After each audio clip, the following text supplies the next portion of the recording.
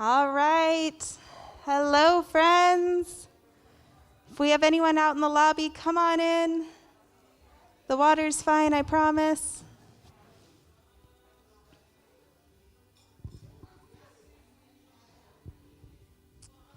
Hello, welcome to home group. I'm so glad to see you guys. I know it's hard to get out in the evenings, but we are glad you are here. My name's Jamie. If we haven't met, I get to lead alongside an amazing group of women, and this is just, you guys are my people, and I'm so glad to be here. HOME stands for Helping Our Moms Excel. We are here to support and encourage all moms, especially in this early stage of having littles. We know it's crazy, but it's a little bit less crazy if we're together, we hope.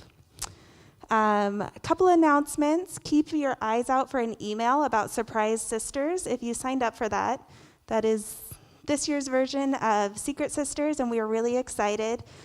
Big shout out to Michelle, Michaela, and Tracy that have taken this on and matched us all up. If you have any questions, feel free to find one of them, or me and I will point you to one of them. Another one is we have Gear Swap coming up at the end of the term. Thank you. This is exciting. I have bags in my garage I've been saving for a year, guys. I'm so excited. But tonight, we have the privilege of having Carol Weaver here. Carol is one of my dear friends, and she is an Enneagram coach. She'll explain all the details of that, but she is here to help us get to know ourselves a little bit better tonight. So please welcome Carol on up. Oh, is it on? Is it on now? Oh, good. Oh, I'm glad you're a small group. I'm Carol Weaver. I used to go to this church. I went here for 27 years, actually. My training is in the Myers-Briggs type indicator. I was trained in 1987, and I've been teaching on the Myers-Briggs since then. And about 10 years ago, I got to work on this mask. One of my students that was in one of my trainings said, Carol, you've got to learn about the Enneagram. And I'm like, I love my Myers-Briggs. It's so lovely. I don't want to change. And I thought, numbers, 1, 2, 4, 7, 9, what's that mean? And then I couldn't figure out if I was a 2 or a 9. And so I just put it aside. And then I read a book called The Road Back to You. Has anybody read that book before? And I think it was because it was humorous. I call it the gateway drug to the Enneagram. So that's like smoking marijuana, and then you go on. No, okay. And sorry, I'm in a church. It really turned me on to thinking maybe this Enneagram has something to it. And so I got hooked, and then I thought, well, if I'm going to teach if I'm going to learn about the Enneagram, I might as well get trained in it. So I was trained by Enneagram Portland in a 9-month internship, and then I also was trained by Russ Hudson of the Enneagram Institute. And so I really enjoy teaching on the Enneagram now. So we have this down. Okay. Go like this. Okay, the Enneagram. Ennea is Greek for 9 plus gram points. I guess I should ask, how many of you know nothing about the Enneagram? See, most people do. Okay. How many people know a little bit about the Enneagram? How many people know a lot? Okay. So anyway. Oh, yeah, that's a good question. Okay. So hopefully when I explain it, you'll get to know the Enneagram. Okay, so it's just 9 points on a star in a circle. That's where you get the name Enneagram. So the next thing is it's a tool for self-knowledge. The Myers-Briggs is a tool for self-knowledge. I love it, but it is 16 personality types, and it kind of puts you in a box, and this is who you are. Whereas the Enneagram, that second thing, it's really a tool for personal growth. It's very fluid. It's great for building relationships. I also think the Myers-Briggs is too, actually. But It helps you to understand, especially in your relationships with a spouse, you get to celebrate the difference of that spouse instead of going, you're wrong, because we all see the world in a different way. And it also helps to be present with one another. And what I mean by that is sometimes we relate to people because of our past, because of past wounds. And in the present moment with a person, being able to kind of catch yourself in the act going, am I responding to this person because of fears that I developed from the past? And just to be able to catch yourself in the act helps you to build relationships and understanding with other people. It also helps you in conflict. So the next one, we're going to launch. Oh. Uh-oh. Oh, there it is. We're going to start with the type 2, mainly because I'm looking at 2s, 3s, and 4s are in a group called the heart triad, the intelligence heart triad. So, and on your sheet, this thing's coming down. It's like, oh. The 2s are the supportive advisor or the loving helper. So we're going to be looking at core fears. It's a lot of women with small children actually score as type 2s, mainly because some of the tests ask you about your behaviors rather than your core fears. So I really want you to listen to the core fears. Do we have any 2s here? And I know Jamie's a 2. So a core fear of a 2 is of being unwanted and unloved, rejected or unworthy. And so their desire is to be loved and wanted. So the weakness with that is pride or self-abnegation. Now, I'm going to be looking at negative things here, so I don't want you to be discouraged, though, because there is hope, and I'm going to give you a few examples of hope. And I say self-abnegation because when we think of pride, we think arrogance. But I love this definition. It's also on your sheet. We resist seeing our own needs and emotions while focusing on the needs of others. I don't have needs. You have needs, and I'm going to help you. Hoping, but this is the rub with a 2. Sometimes they automatically feel rejection. And so they go in thinking, well, this person's going to reject me, so I need to help them, so I'll receive love back. And to an extreme, at the worst, that can become very manipulative. They can use flattery to earn love.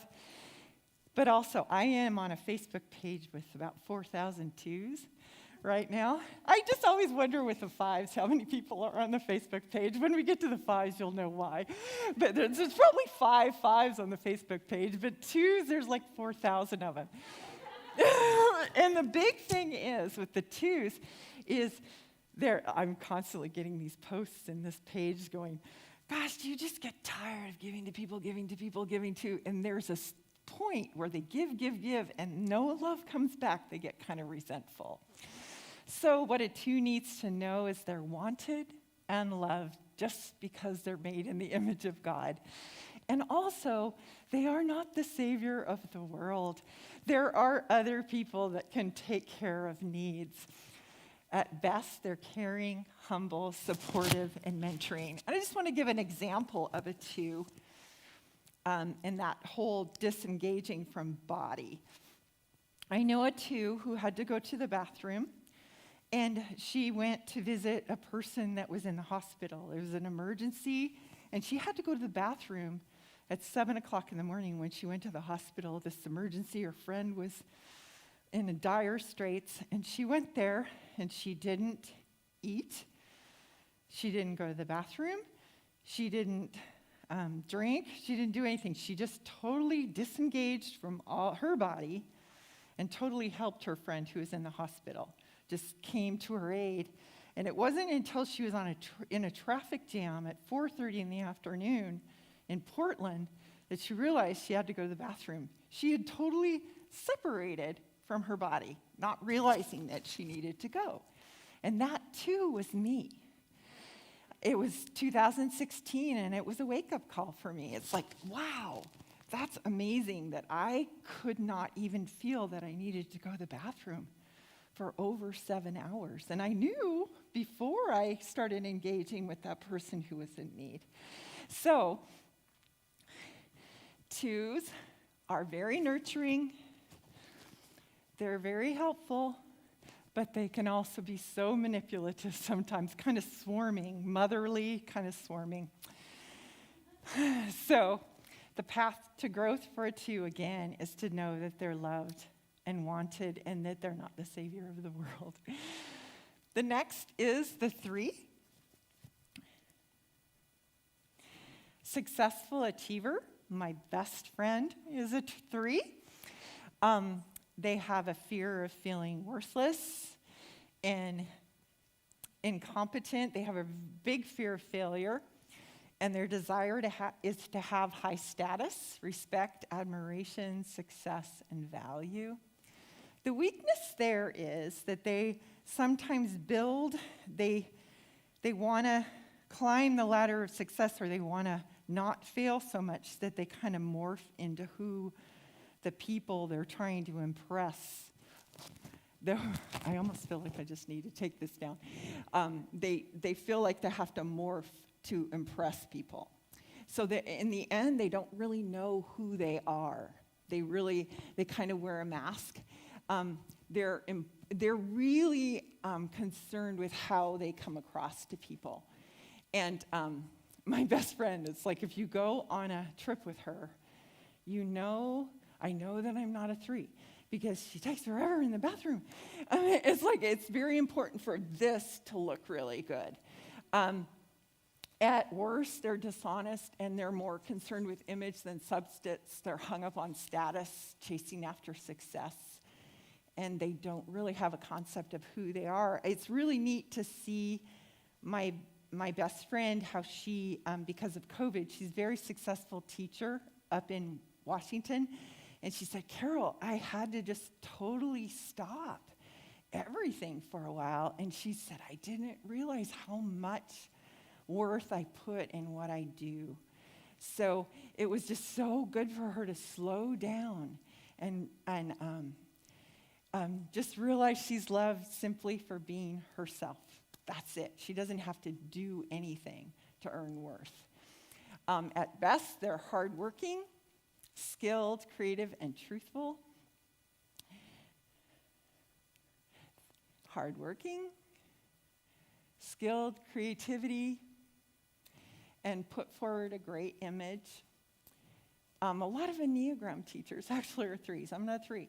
A lot of Enneagram teachers are 2s, 3s, 4s, and 5s. It's kind of interesting. Okay. And then next one, but who are you really? Helping to know that their identity is not in what they do, and finding out who they are, not who they're trying to impress. Okay, the next is the 4. The romantic individualist, creative artist. Their fear is being without identity or personal significance. They desire to be unique, special, authentic. I have a funny story. Envy is one of their weaknesses. And one of my Enneagram teachers is a 4. And he was telling a story about he had this great, beautiful new apartment in Portland that was overlooking Mount Hood and had this great view. And he just left his apartment that morning just so excited that he was living there. It was just the best place in Portland to live. And so he went on the bus, and then he came back, and he was looking up the hill from the bus, and he saw this other apartment. And he thought, oh, that apartment is so much better than mine. I want that apartment. And then he saw this cat go in the window, and it was his cat. It was his apartment. Isn't that hilarious? And he said, I just had never seen my apartment from that view. So that's a great example of envy. At worst, they're depressive, overly dramatic, kind of have a why me. why are all these things happen. They're a move away personality. They turn inward. A 2 turns outward. A 3 just doesn't realize they're not as in tune with their emotions. And a 4 turns inward. At best, they're artistically expressive, emotionally warm, and insightful and balanced. My spiritual director is a 4. Love her, a very healthy 4. She's wonderful. So next slide. They're artistic. I listened to recently an interview with Lynn, I always say his name wrong, Lin-Manuel, what's his last name? Miranda. And he was just so passionately talking about Hamilton, with this interviewer. And I thought, he is just the prime example of a 4, just creative, artistic, and who would have thunk boring U.S. history and hip-hop combined to make the greatest, probably one of the greatest musicals of all time. So we need our 4s in the world. Next one. They're unique. A lot of times they want to stand out. They want to look unique and different. Next one. But they can be overly dramatic and depressive.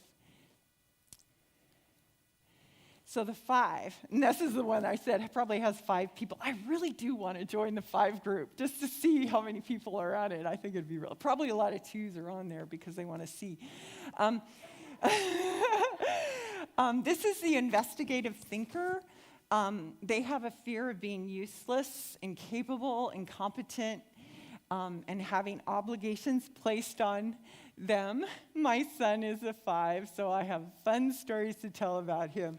And their energy being completely depleted. It's okay. He says, I didn't know about the Enneagram when he was 5, but he was in this party with all these enthusiastic type 7s. We'll get to them. And they were just 15 boys just running all over the place. And all of a sudden we look around, it's like, where's the birthday boy?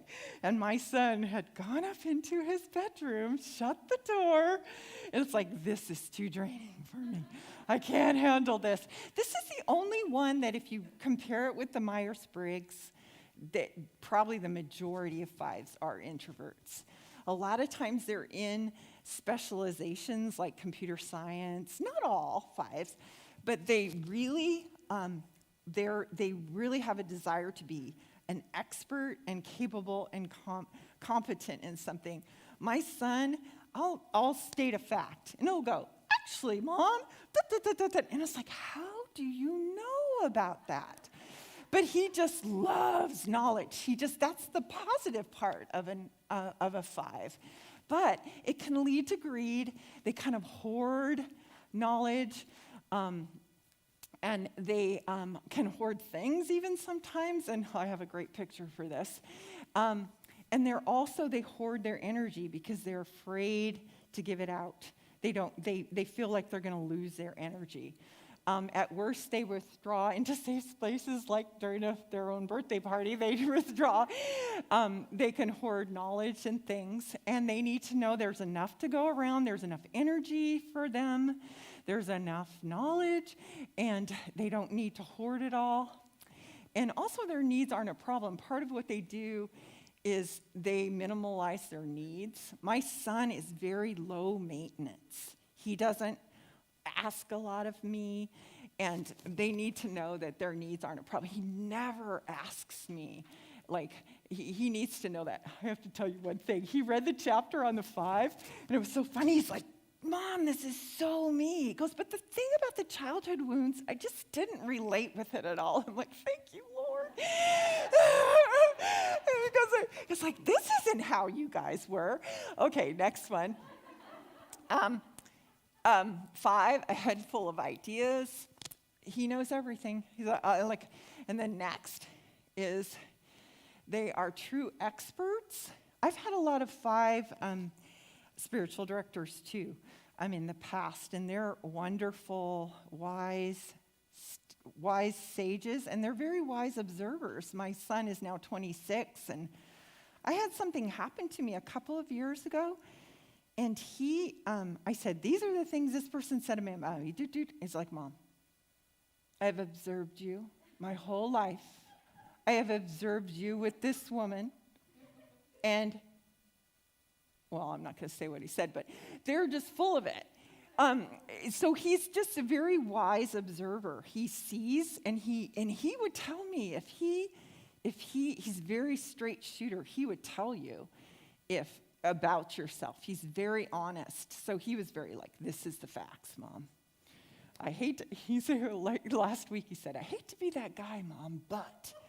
And it's like I just started laughing hysterically. I hate to be that guy. Okay, next one, they can withdraw. My son withdraws so much that he's like, oh, my friends, they have so many problems with their girlfriends that I don't want a girlfriend because they'll just zap me of my energy. And then next, they're a bit of a hoarder. And I love this. Think this is bad. You should see the inside of my head. Seriously, I worked in the OSU mathematics department with a bunch of fives. They're experts. They're like the best in the world in their field. And I went into one of the offices, and it was just like that. And it was 1983, and I thought, I'm just going to go to the bottom and pull out. There was a sheet of paper from the 1960s on that page. So anyway, let's go on that desk. Okay, the 6, they're the loyal guardian, courageous loyalists. They fear, like Franklin Delano Roosevelt said, there's nothing to fear but fear itself. And they fear itself. They fear being without support, security, or guidance, being blamed, targeted, alone, or physically abandoned. I did spiritual direction with a girl who was a 6, and she was telling me her story, and she said she used to walk home every night or day. It was during the day, and she'd always think there was a dead person under the bridge. And I'm like, what? And when I was being trained in the Enneagram, when we did the 6th night, we were at Portland State, and our teacher had us go, like, you're in this room, right? And he goes, okay, put yourself in the eyes of in the shoes of a 6, and think all the things that could happen in this room that could go wrong. And I'm like, I couldn't. I'm a 2. Twos think positive outlook. 2s, 9s, and 7s, they think positive things all the time. But man, those 6s, when they shared in the group, I'm like, oh my gosh, the lights could have fallen down on me. Oh, this is, and so you kind of wonder with a 6 how they did during COVID. That was probably hard. They're what? Not great. Are you a 6? Okay, yeah, it's hard, yeah. So the weakness is anxiety, stress. They scan the horizon of life and try to predict and prevent negative outcomes. Okay, I'm going to tell you a funny story about my mom. My mom is in the car with my niece, her granddaughter, and my brother and sister-in-law and everything, and she had gotten a stick. And so she gets in the car, she's like 4 years old, she gets a stick, and my mother goes to this 4-year-old mom, or Jenna, with that stick, don't you know we could go fast in the car and that stick could go through your throat? And my brother and sister-in-law and me are like, Flo. Or I said, Mom, they said, Flo. What is your problem? But she really, my dad said, she had you dead on the freeway tonight. Like if I was 5 minutes late, dead on the freeway. That's how my mom would be. I know. So at worst, they're distrustful, insecure, overly attached to fears, blindly follow authority because they're not confident. They don't have a trust in their internal guidance, so sometimes they're very indecisive. So they need to know they're safe and secure and can rely on their own internal guidance. But the wonderful things about them, they're reliable and hardworking, detail-oriented, and they stand on the courage of their conviction. That was also my mother. Just really, the next is just pictures. They're most loyal of friends. They're faithful and reliable. I've had 2 friends die in the last 3 months, And the person that called me was my friend Jack of 40 years. He's my faithful, reliable friend. He wanted to make sure I was in the loop. He wanted to make sure that I knew when the memorial services were. Just very faithful friends. Sixes are very faithful friends. So next, though, they're fearful, and they often don't trust their internal guidance, so they're not sure what to do. My mother was a 6, but she was married to my dad, who was an 8. Very decisive, very much a leader, and they made such a great team because of that, actually. Okay. 7s, entertaining optimist enthusiasts. They have a fear of being deprived, trapped in emotional pain, limited, bored, and FOMO. I added the FOMO, fear of missing out.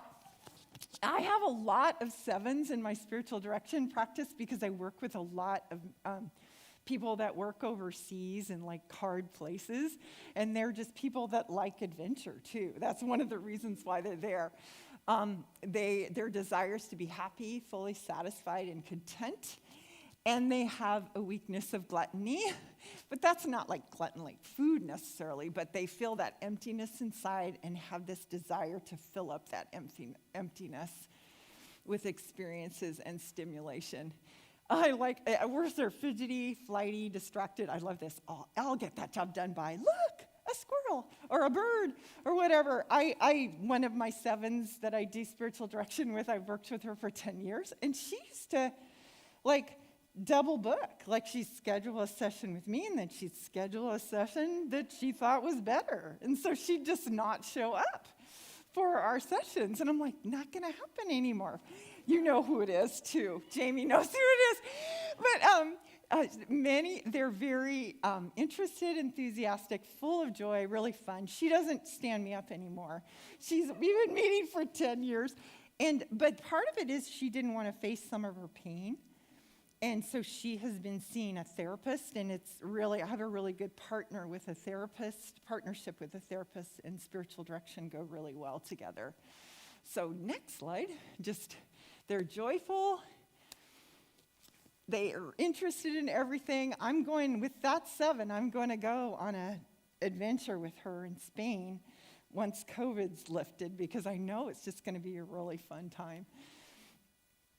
But they try to do too much, and they get easily distracted. And then the 8, the productive challenger, courageous leader. My husband and I've been doing leadership development since 2005, and I get a lot of 8s in my leadership development, and they intimidate me. I'm just going to say, and so I always let my husband handle the 8s because he's a 9, so we'll get to the 9 and he can handle. But they have a fear of being weak, powerless, harmed, controlled, manipulated, or left at the mercy of injustice. The people on Facebook that have a cause are 8s. It's like I have one friend. She's a girl that I did direction with long time ago, and she's just very passionate about everything. And she puts these Facebook posts on, and I finally said, do you think you're an 8? Oh, no, I said, what Enneagram type are you? And she said, I'm an 8. That's could have guessed that. So a lot of people that write those posts on Facebook that you go, those are 8s. Desires to protect themselves and those in their inner circle. They have lust as a weakness, but it doesn't mean sexual lust. It just means they desire intensity and control, domination and power, and can push themselves willfully on life and people in order to get what they desire. At the worst, they can be a bully and say my way or the highway. Or, my dad was an 8, but he was a very healthy 8. So he always had my back. He was always, at best, he was strong, confident. He was 6'8", and he was an 8. I thought that was cool. Strong, self-confident, motivating, protective of me, very protective of me. So they need to know they're safe. And also justice also requires mercy and love. And that's where an 8 paired with a spouse who can round them out. And we have one 8 that was in our leadership development that's married to a very loving woman, and they make a real good partner. He's justice, she's mercy. And a partnership, it's really nice. So they need to know that not everything is a threat, and you can't consume the whole world with your anger or control everything by dominating it. So they're the boss who's got your back. That's my dad. He had my back. But who the eights really want to be is the king or queen of the castle. And my dad always said, I called him the mafia boss of love. He was like a leader, a kingpin of all these people. But he was a loving kingpin. But when things go south, look out.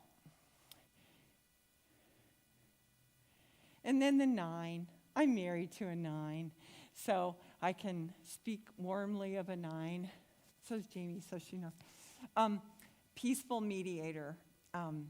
They have a fear of being in conflict. My friend of 30 years, she said, Carol, I'm a 9, and conflict is death to me. And I thought that was so stark for her to say that, but it's really true.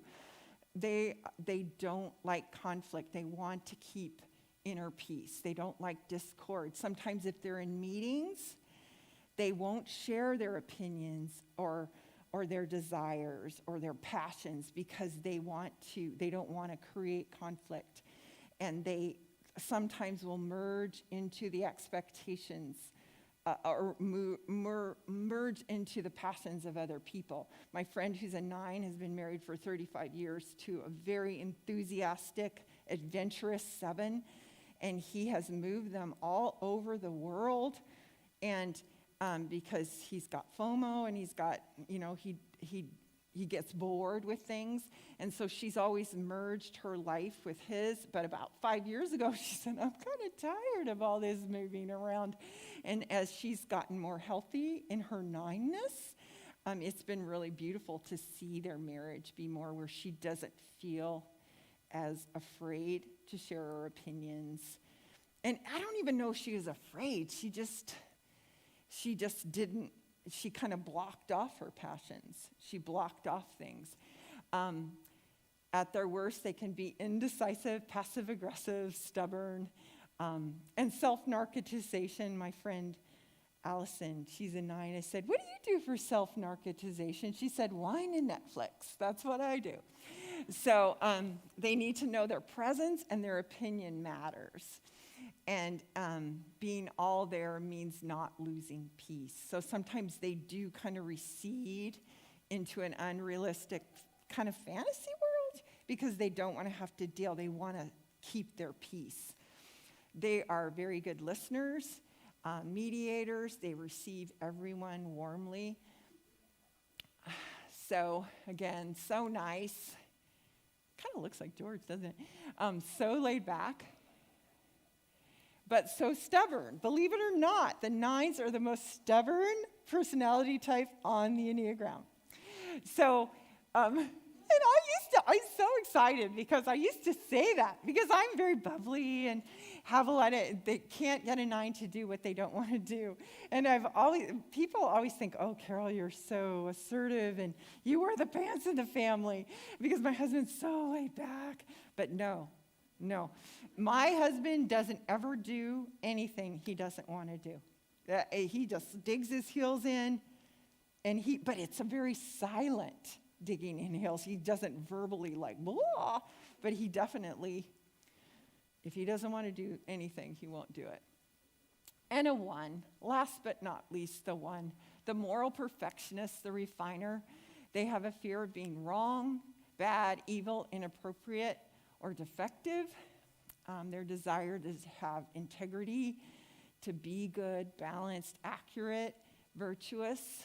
I worked in my Enneagram class. I had to write papers, and I was so petrified of being paired with this girl who's a 1 because I thought I'm not a 1 and I'm not detail-oriented. I make so many mistakes in this paper. So I put my big girl panties on, and I gave her the paper, and she was a very healthy one. And we worked so well as a team. She was very good at giving me feedback and helping us format the paper and helping it to look good. So she was a refiner of our paper. It went so smoothly. One weakness of a more unhealthy, all of these, the weakness is more on the unhealthy end of this kind of personality. So they repress anger. They're in the triad of 8s, 9s, and 1s. 8s overtly are angry. 9 deny they have any anger at all. And 1s internalize their anger. So they're very strongly critical of themselves, and that also sometimes boils over into being critical of other people. At worst, they're critical, resentful, judgmental, but again, most strongly at themselves. And they need to know you are good, and you don't need to make the world and others perfect. At best, they initiate necessary change. They're organized, positive. They get things done, like that partner that I had. She was lovely to work with. I didn't need to be afraid at all. So they can see what needs to be done. They have great ability to organize. And sometimes their perfectionism can get out of hand. And so my husband and I do marriage enrichment with people who are married to 1s. And it's just an interesting dynamic that we work with that, because learning. I have a friend who's a very healthy one, and she said, Carol, I said, how did you get to be so healthy? And she said, I really, in my mind, thought I was always right. Everything that I was thinking was right. She had to be right on everything. And she said it was just an act of humility for her to realize she wasn't always right on everything. So, yeah. Well, I think some people must be married to 1s because I'm hearing snickering. If something is not right, they will let you know, especially extroverted 1s. Introverted 1s sometimes hold back, but not always.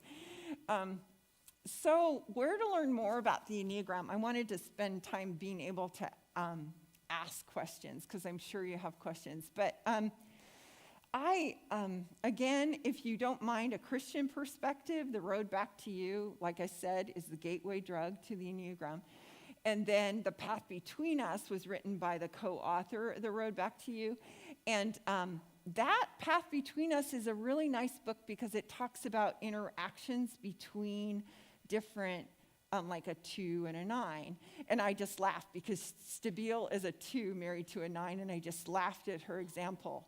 Because of her husband on a plane who speaks Spanish, and they needed to have a Spanish speaker, and the stewardess didn't speak Spanish, and the 2 is like, I wish I spoke Spanish, I wish I could help. And her husband, 9, is just continuing to read the book. And I thought, oh my gosh, that's my husband and I. It's like totally, I always feel like I have to move toward people, always. It's a compulsion to connect. That's my weakness. And, but this one's from it's called the Essential Enneagram. It's not, oh yeah, it is. Oh my gosh, I do have it. Okay, that was one of the first ones I met. And what I like about this one is you really can look at the end, practices for perfectionists, practices of awareness, practices for taking action. I like this little simple book because it has little things you can do for growth. And then this one, if you really want a big commitment, is The Wisdom of the Enneagram. It's not a Christian-based one, but this is one of my teachers, Russ Hudson. And what I love about that one is they have little things you can do for self-awareness throughout your personality type, for all the personality types. And it's very, when I read this, I think I started really seeing changes in me because I started seeing pro-action in myself, to catch myself in the act when I thought I was savior of the world, and to get more in touch with my body, and oh, I have to go to the bathroom, or I need to eat, or I need to drink. So that's The Wisdom of the Enneagram. So the essential Enneagram, sorry. And then also the Enneagram Institute, that's the person who wrote The Wisdom of the Enneagram.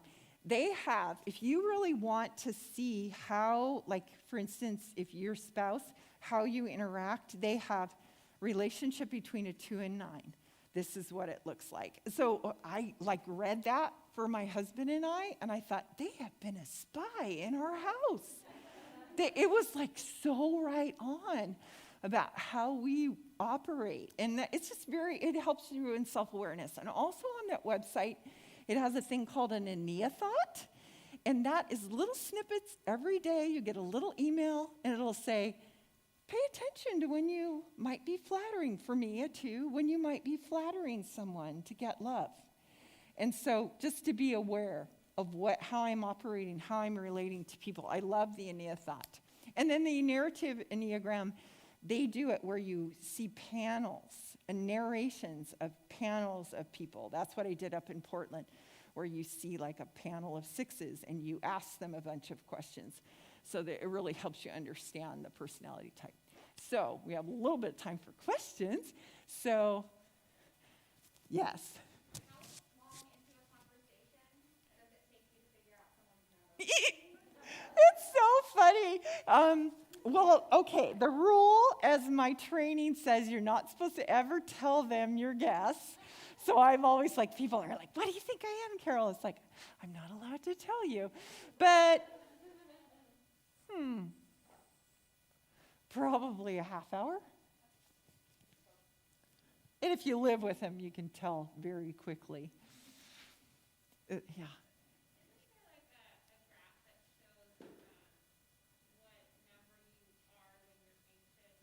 Yes. And you can go to the next slide.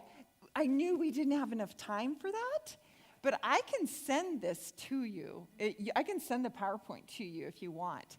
But there is, and I'll just give an example. There wasn't enough time to go over the Enneagram and do this too. But this is the pathway to growth.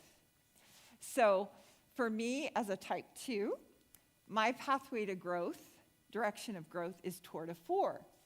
So, and I know when I'm healthy, because a 4 is more artistic, I do more writing, I'm more intentional, I do my photography, I do my writing, I dance in my living room every morning, that's part of my practice every day, just doing more artistic things, and that really helps me in my growth. So yes, and then the next one, and you become more because the emphasis for a 4 is sometimes they can be self-indulgent, but a weakness of a 4, but really for a 2, like me, I need to be more self-nurturing. So to go more into the 4 is really healthy. And then the other way is under stress, 2s can exhibit behaviors more like 8s. So I always call her, okay, Beyonce, she has that alter ego on stage. She calls her Sasha Fierce. Have you ever, oh, well, I don't even listen to Beyonce. I just saw her interview because she's a very sweet person, but I guess she gets on stage and she gets really fierce. And that's what I call me going to an 8. I call her Sasha Fierce because I'm like, who is this person? And my other best friend is a 2, and they're like, yes. So when we feel really threatened and stressed and feel unwanted and unloved, we go to that controlling 8, that dark side of an 8. So anyway, this is, I have them for all of them. I just knew I didn't have enough time to get through it. So we could send the PowerPoint to you so you could get an idea for that. That's just an example. I have them all on there. Yeah.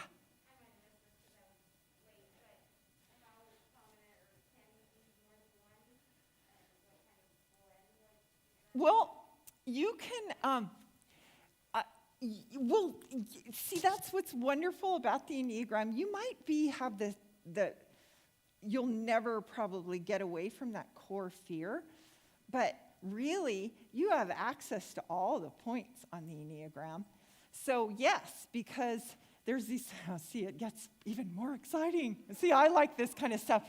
But I can go to the healthy side of a 4. I can go to the healthy side of an 8. So I can manifest a lot of the healthy aspects of those different types. So, and really, it's very good for you to be balanced. So, because the 2, 3, and 4 is the heart part. The 8, 9, and 1 is the more gut, body type. And the 5, 6, and 7s is the more head type. So when I access, like I spend a lot of my day in heart because I'm a spiritual director, right? So if I go to the 8 leader body, I lead Pilates. And see, for me, that gets me into my body. It gets me into my leadership. And it really balances out my life. I did 2 classes of Pilates today, and now I'm doing a heart thing, you know? And then I'm probably going to go home and read a book. So I'll do my head thing. So it's just, a lot of it is learning to have balance in all the areas. And that's for any type. Yeah. See, I really don't analyze people. Ask Jamie. I do it more with the Myers-Briggs than I do it with the Enneagram because I've been like, no, Myers-Briggs, they never told me I couldn't analyze people, so I do. So, yeah, probably. Yeah, I think body language has a lot to do with it. Yeah, probably, and especially for type 2 socials, they tend to read body language anyway, so yeah. Any more questions? Hey, I ended on time. Oh, go ahead.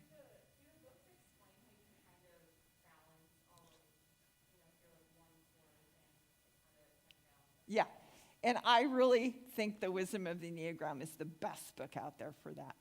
And but it's just long, but I just ate it up. I do have, and I could send, I have like all the inner work stuff, all the gray things, I typed them all out. And so that's my head. I got into my head triad. And just, I help my spiritual directees. I give them inner work journals. So I think this one is the best one out there. But also, if you don't want to spend the money for a big book, this one has practices at the end. Is that what you were asking? Yeah. Okay. Any more questions? Do a little dance. Yeah.